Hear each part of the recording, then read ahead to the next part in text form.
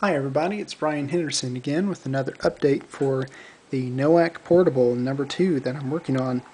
What you're looking at right now is the new controller board for this portable. Obviously this cross shape here on the left is for the D-pad, and then the two buttons, A and B buttons.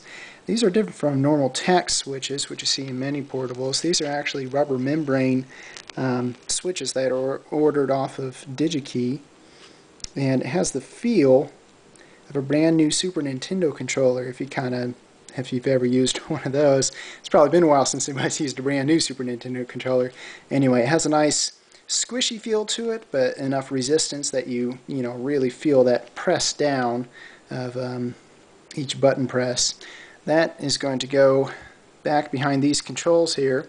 The two Super Nintendo buttons, which I'm using for this portable, on the inside of them there's a little bit of an indentation, so I filled that with a little bit of stiff cardboard in order to raise them to the height I needed. And then this is a NES D-pad.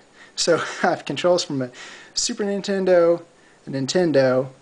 This power switch is a GameCube power switch. I chopped the plastic down and filed it down to the size that I need and then glued it on top of the switch. So I have a GameCube power switch, which is going to fit into this hole up top here.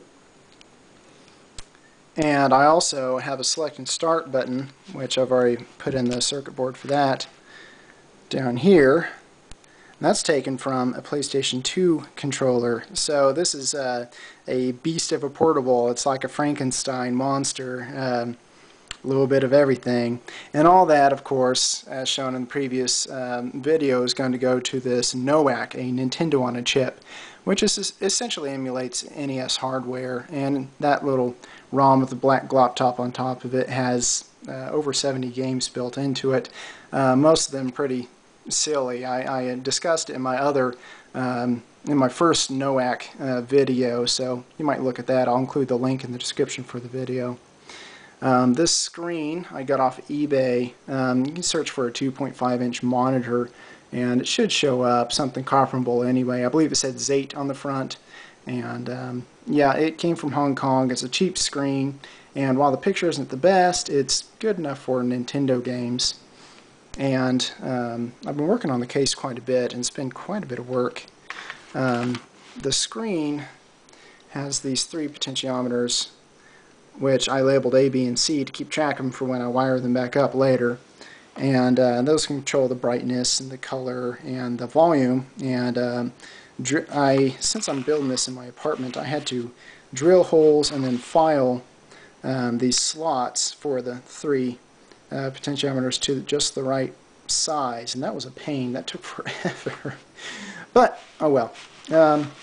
In case anybody's wondering, this project enclosure box came from OKW Enclosures.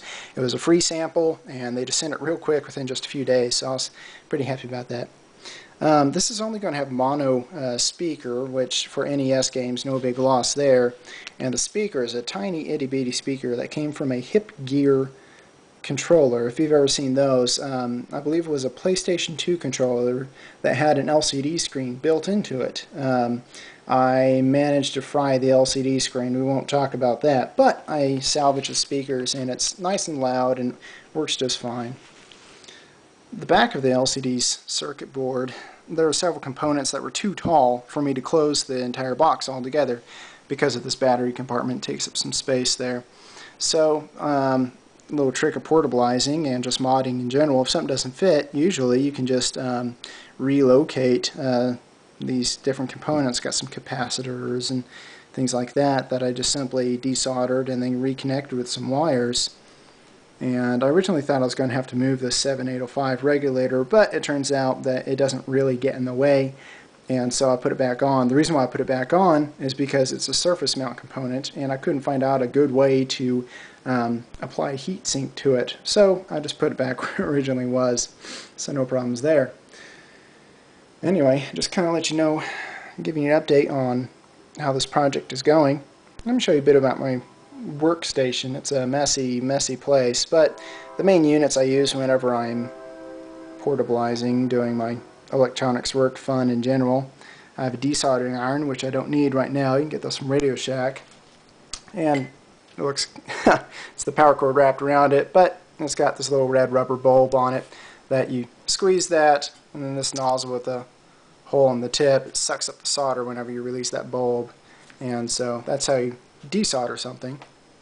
I also just have a cheap Radio Shack iron, 15 watt. Honestly, it gets me through just about everything, and for the things that it doesn't, I have my trusty soldering gun, about 75 watts, and yeah, you just pull the trigger, it instantly heats up, and it's pretty powerful. And of course my gold hot glue gun, can't live without that. I gotta admit, I broke a personal rule of mine. I use some hot glue for a structural purpose. Hot glue is pretty weak in general, and so generally it's not a good idea to use it to hold buttons in place.